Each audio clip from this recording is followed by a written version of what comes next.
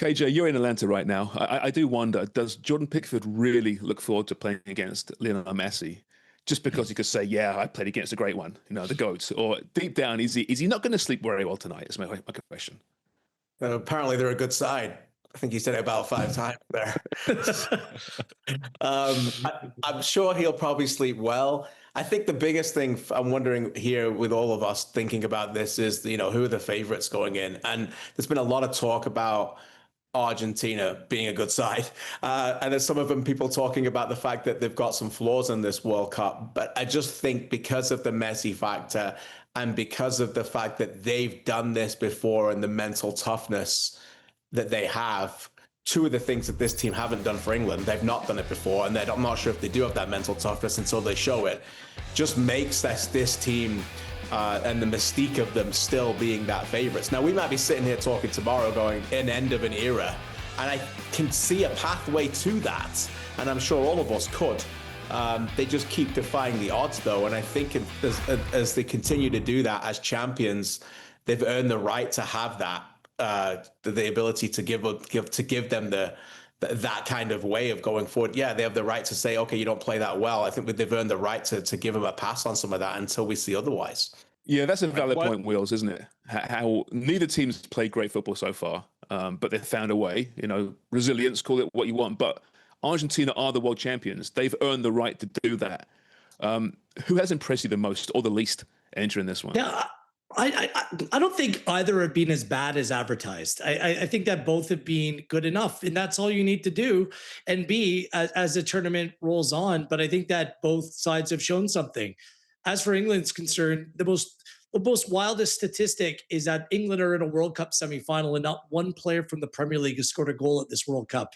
That is wild for any England side. Wow. But when you have Kane and Bellingham leading a line with a resilient, well-managed team behind them, really good things happen. And as good as Harry Kane was during the group stage, Jude Bellingham has been the star over the course of the knockout stages. And I just look at whether it's Martinez or Cuti Romero, like who is going to try to stop or who is going to be able to handle Kane and Bellingham and the form that they're in right now. I just think it's like a real big mismatch on the field unless Argentina kicks and whacks and just tries to kill out the game before the ball gets to them.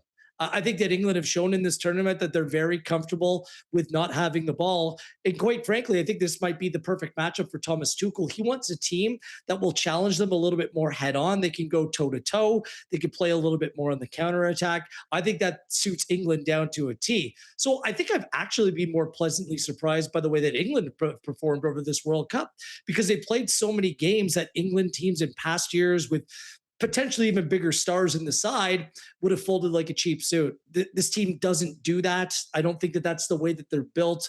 I don't think that's the way that they're led. So they've shown me something completely different. And I think rightfully the bookmakers have followed suit by making them the favorites heading into this one. You agree, Ollie? The matchup favors England? Maybe. I think what I'm hoping for, and maybe I think what everyone is hoping for, is this is going to be like a heavyweight bout where both boxers just trade punches for 90 minutes, maybe 120 minutes, and they're both going to be on the mat at some point, and they're probably both going to get up, and it's going to be who goes down and stays down. Like that's what it feels like with these two teams, because you know it feels like it's a lot about mentality and it's a lot about just the refusal to die, which neither of them seem to want to do, despite being in very precarious positions at various points of this tournament. So Argentina have proven that they have that in abundance at this World Cup and the last one.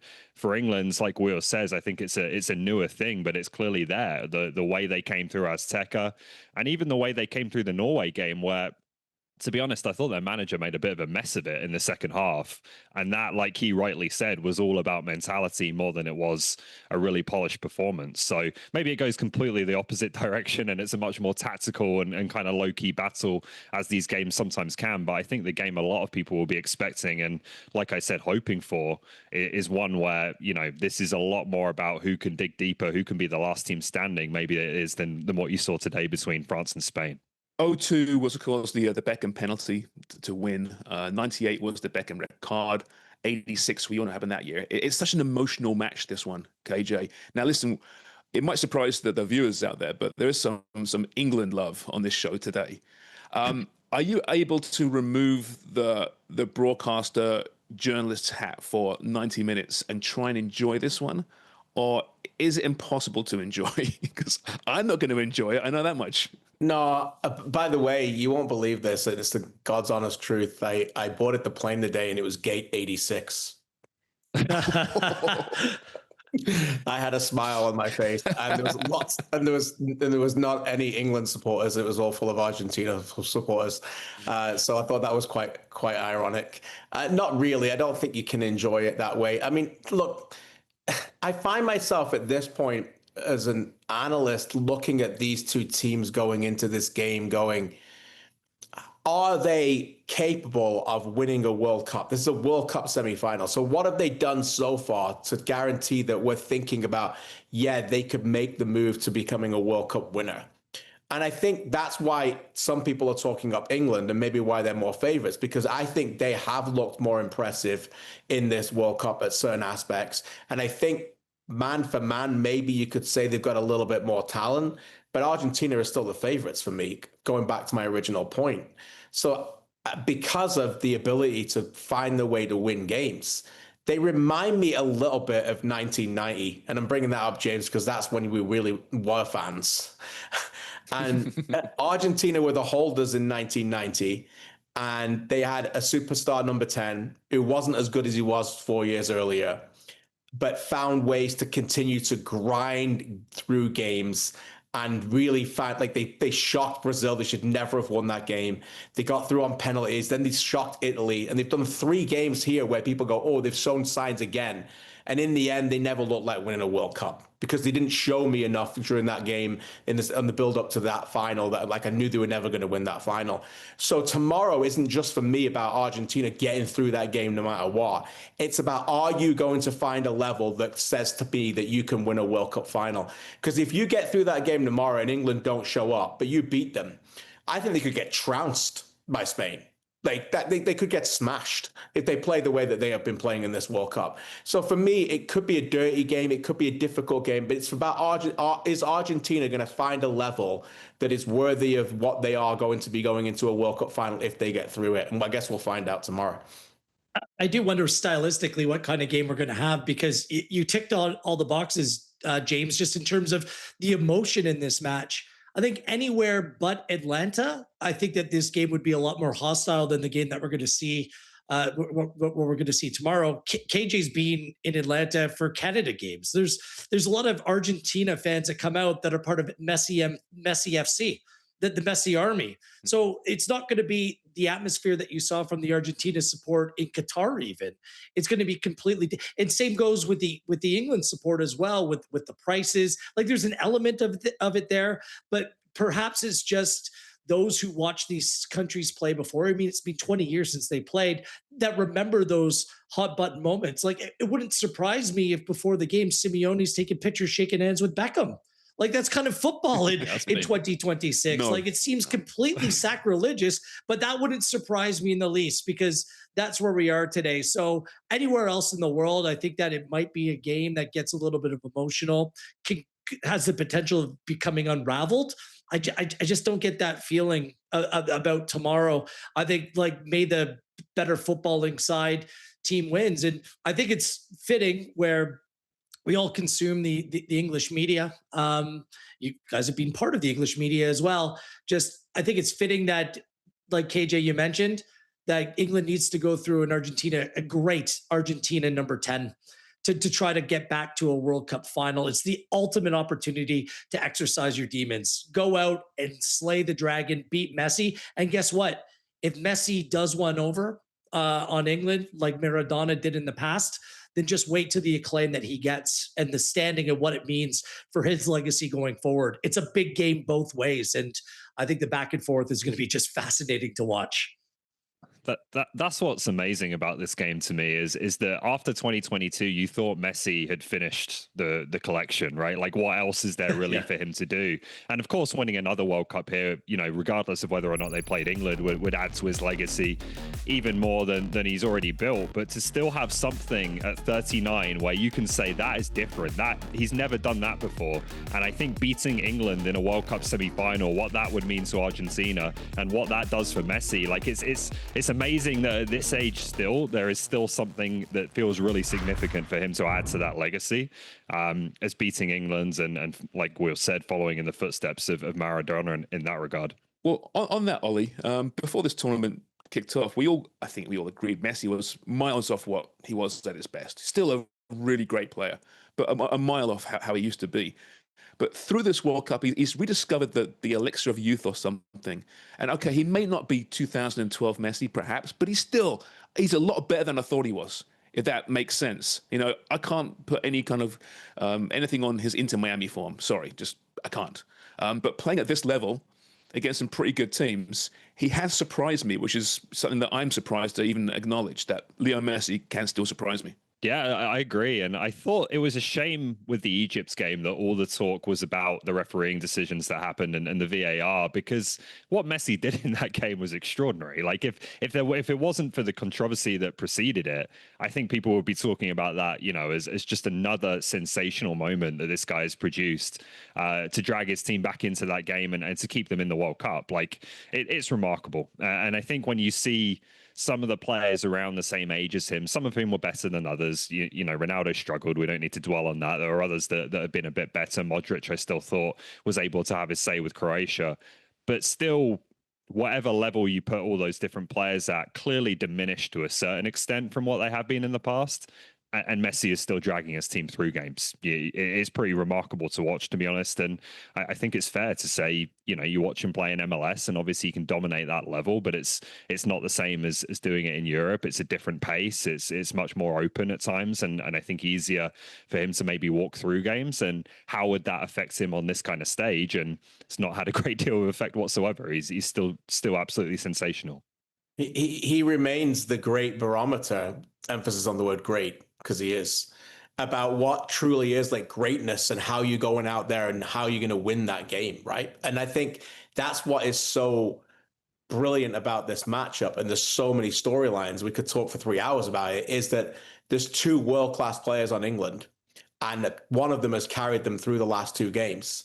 And can they reach that Messi barometer level to win a World Cup semi-final against 39-year-old Messi? And if they can't, that just continues to show you even more why Messi is the way that he is, and this great standing of being truly the greatest player of all time.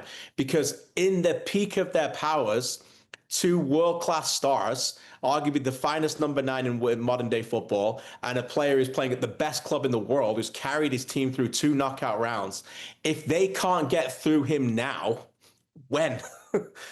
Right? That's the thing. It's like, okay, and this is what James, you and I have been talking about for 20 years. There's these different levels of what is a world-class player. Like this is Messi level at 39. And then you've got Kane and you've got Bellingham. And can you win the game for England against that team? Can you go out there and reach that level and knock him off and maybe make him be the last ever game he ever plays in a World Cup? So to be clear, KJ, you think that Messi is still world-class? To be clear, I think I'm okay with saying that. Yes. Okay. Yeah. Okay, just making sure that It's just really quickly, like it's also a team that's fundamentally built around Lionel Messi, like with very good players in a structure that plays to his strength. It wasn't that long ago Messi went to PSG and they couldn't win. There's too many cooks. There was no balance in the team, and he left. And look at where PSG are now, back-to-back Champions League winners. It's just so Messi's great. He's an absolute living legend in the game. But the way that Argentina uses him, that's what makes him so important. Since they lost to Saudi Arabia in the first game at Qatar, they've won every World Cup game they played, and they've scored at least 2 goals in each one of them. Okay, so I look at the goal for England tomorrow. It's not so much limit or focus on just Lionel Messi. They're going to have to go and score goals. It's the way that they attack and the way they can maybe potentially pick apart the rest of the Argentina side. Like, so Messi's going to have his say. He's going to have a significant role to play, but the line between success or failure for England might not be the Messi barometer. It might be something else. They need to go out and score and punish the other potential weaknesses in this Argentina team. KG, we know you must leave us soon, but before you leave us, who is your tell-us player to watch in this one? That's a toughie this week, actually. Who's it going to be? Well, I knew we would talk about all the big players before this, so I wasn't going to go and double down and start repeating. I've gone with the tell-us player to watch is Jordan Pickford, and because I don't think that England can win it if he doesn't play well. And Jordan Pickford divides, obviously, opinion. I don't think he was very good in the last game. In fact, he created that nonsense of a corner that led to Norway's disallowed goal, and that was all on Pickford in the first place. So I think if Jordan Pickford doesn't play well, England don't get through. And you think about this as the elite of the elite, the top level. You think about the World Cups, Emi Martinez, Hugo Lloris, Manuel Neuer, Iker Casillas, Gigi Buffon. Like, these guys have won the last 5 World Cups. And are England going to win a World Cup with Jordan Pickford? He's going to have to step up, and he's going to have to be big, and he's going to have to make a big save. So for me, the player to watch in this is Jordan Pickford, with so many other players that we've talked about already. But a big look for me is Pickford. Can you be flawless, and can you come up big when you need to? Ollie, I still don't know if he's a good goalkeeper or not. I think he is. I'm pretty sure he is. You know, he's been around the Prem for long enough. I love it. Is he a really good goalkeeper, or is it just the hair and the attitude?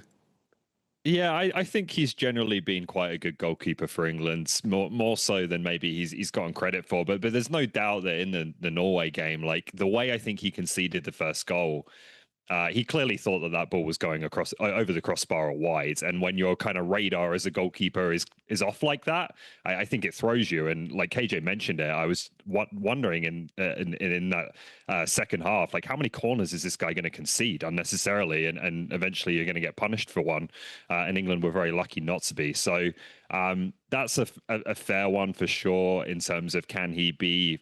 I think he's a good goalkeeper. Can he be a great goalkeeper that England are probably going to need, not just in this game, but potentially a final if they get there to get you over the line at a World Cup? I'm not so sure.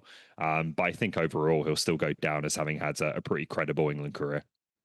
He's a heart attack. I just like every time you watch him, he's an adventure. He's letting a couple soft goals. Do I trust him, James? No. But at this point, you're going to take the good with the bad at this point. Again, KJ's right. Pickford's going to have to make some big stops in this game, or have to be a positive influence on the game and not a negative one. I just looked at central midfield. Is Declan Rice okay? Like, is he still ill? Like, Declan, no eating the fruits and vegetables right now in the United States. Apparently it means bad things. And he needs to be good to go for 90 plus minutes here, because between him and Anderson, they have the ability to control the midfield against Argentina. It's going to be critical whether they're on or off the ball. And when Rice and Anderson have been together, they've looked really good at times. Obviously couldn't go 90 minutes last time. If Rice is fully fit and capable of going 90, I just think that swings things massively in England's favor. KJ, off you go, mate. Enjoy the bright lights. I know you love Atlanta, but you do know the Braves aren't playing this weekend, right? You are aware of that? I do, yeah. I do. Unfortunately. I'll have to do another trip sometime. Yeah. All right, mate. Thanks so much. And we'll talk to you tomorrow, I'm sure.